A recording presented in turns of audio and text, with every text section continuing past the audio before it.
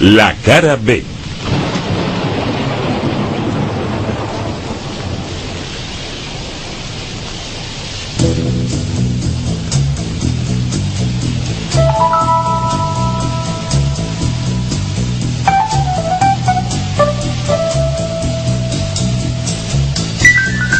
El Grupo Anonymous ha anunciado que atacará en breve la página web del Fondo Monetario Internacional, del FMI.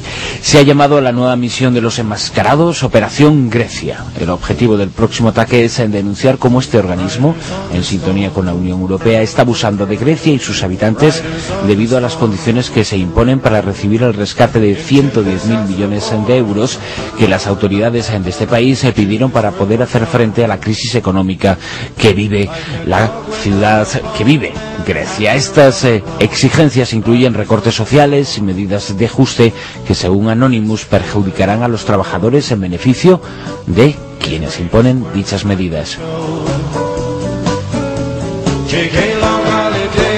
En las últimas semanas, el Fondo Monetario Internacional ha estado de permanente actualidad debido al proceso judicial contra el exdirector de la institución, Dominique Strauss-Kahn, acusado de violación en Estados Unidos. Sin embargo, esa información no ha sido la rampa sobre la cual emergieran otras sobre el discutido papel del FMI en la crisis mundial y la posibilidad de que este organismo esté favoreciendo a las grandes multinacionales y bancos en detrimento de los ciudadanos.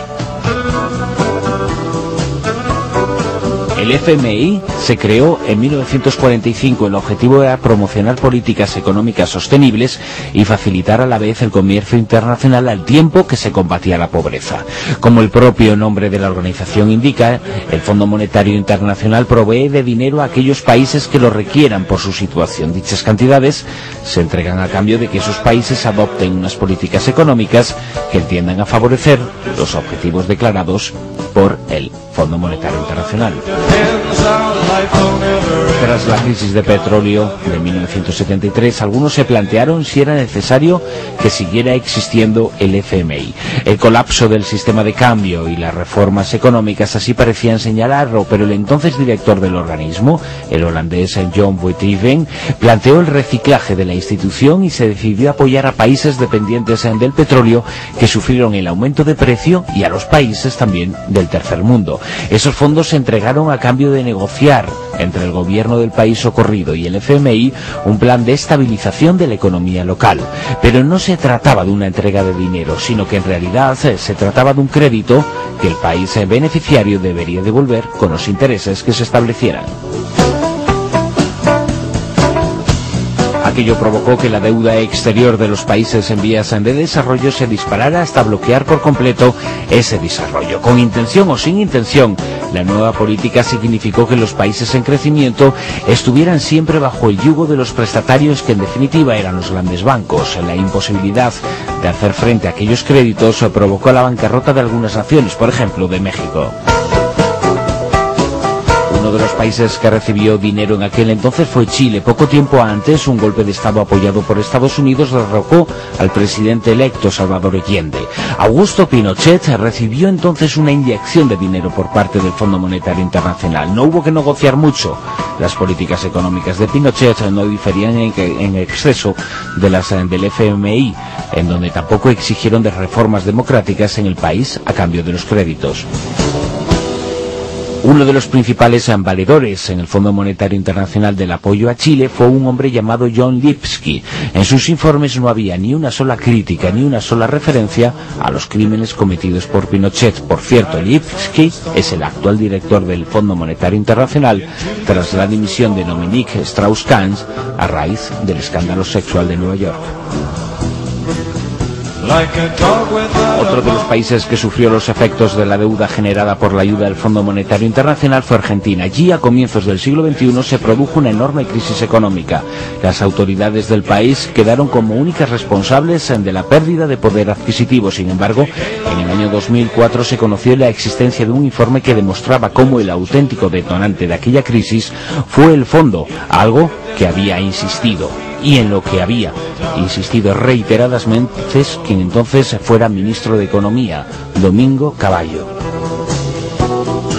En los años anteriores a la crisis, el Fondo Monetario Internacional consideró que el país era un alumno aventajado en cuestiones económicas y que su desarrollo se fundamentaba en haber cumplido las exigencias del fondo en cuanto a medidas de reducción del gasto público y privatizaciones de empresas públicas. Después, el país se hundió. Algo similar ocurrió recientemente con Túnez, país al que se consideró como ejemplar a la hora de subirse al carro del desarrollo gracias a las directrices que impuso el FMI. Poco después, llegó una gran crisis que aireó nuevos escándalos políticos que acabaron por dar paso a la conocida revolución, que a su vez acabó con el dictador Ben Ali.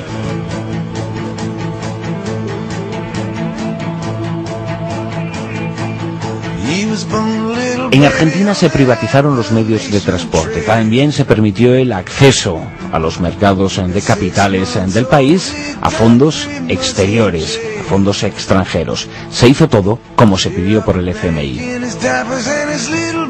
Y sin embargo, la paridad entre la moneda argentina y el dólar tuvo que romperse. Hubo revueltas sociales. Fue la mayor crisis de la historia del país. En el informe en cuestión, que fue auditado y encontrado en los archivos del propio FMI, se decía que la institución había cometido el error de respaldar durante demasiado tiempo políticas inadecuadas. El problema es que esas políticas fueron las impuestas por el propio fondo, que beneficiaban, por supuesto, a grandes capitales, pero que en silencio estaba resquebrajando los pilares de las economías domésticas. Aún así, en ese escrito se revela cómo para los técnicos de la institución no se estaban haciendo las suficientes reformas y los suficientes recortes sociales. Tras la reunión del G20 a finales del año 2009, que tenía por objetivo redefinir las políticas monetarias mundiales para hacer frente a la crisis, el Fondo Monetario Internacional multiplicó por 4 su capacidad y pasó a convertirse en un organismo que iba a condicionar las decisiones de políticas de todos aquellos países que requirieran de un rescate, como es el caso, por ejemplo, de Grecia. Desde entonces, el Fondo Monetario Internacional se ha visto como un salvavidas para aquellos países que sufren dificultades. Hay pocas voces críticas entre los grandes organismos internacionales, pero esas críticas sí existen. Quien fuera Premio Nobel de Economía en 2001, Joseph Stiglitz, ha sido uno de los más rotundos a la hora de criticar lo que el Fondo Monetario Internacional está haciendo. Asegura que sus ayudas están condicionadas a la pérdida de políticas sociales. También denuncia que las exigencias del fondo para entregar dinero a países se condiciona a cambio de abaratar el despido de trabajadores y de la pérdida de derechos de los mismos. Y además los rescates están sujetos a la imposición de unos intereses que benefician a las grandes instituciones financieras mundiales, privadas, que se benefician de los mismos, que se benefician tanto que incluso rescatar a un país podría ser un excelente negocio, si bien también puede ser un encadenamiento para la libertad del país receptor, para que ese país deje de decidir sus propias políticas. Quien hasta hace poco era el director general del FMI, Dominique Strauss-Kahn, aseguró que en el caso de los rescates de Europa era necesario que los países de la zona euro renunciaran a parte de su soberanía en beneficio de las políticas impuestas por ellos. Grecia fue rescatado de acuerdo a los pactos efectuados entre el gobierno, la Unión Europea y el Fondo Monetario Internacional. El dinero entregado al país serviría para desbloquear la situación de insolvencia. Sin embargo, esa ayuda, un préstamo, en realidad había que devolverla con intereses que suelen fluctuar según las agencias de calificación, según la calificación que esas agencias otorgan, según esa nota respecto a la solvencia del país. Esa nota, en el caso de Grecia, fue poco a poco reduciéndose, fue poco a poco siendo más negativa y, en definitiva, generando más intereses. Y esos intereses generan deuda a Grecia porque hay que devolver esa ayuda en plazos, y para hacer frente no queda otro remedio: reducir sueldos de empleados públicos y vender propiedades y empresas del Estado para aumentar la liquidez y ingresar más dinero en las arcas públicas, de forma que se pueda hacer frente a la devolución del rescate. En la web de la red Voltaire puede leerse: el Fondo Monetario Internacional ha conseguido una óptica financiera de la política mundial. Gracias a ello se ha permitido que los especuladores del norte se enriquezcan mediante la explotación del trabajo más que de los recursos de las naciones del sur.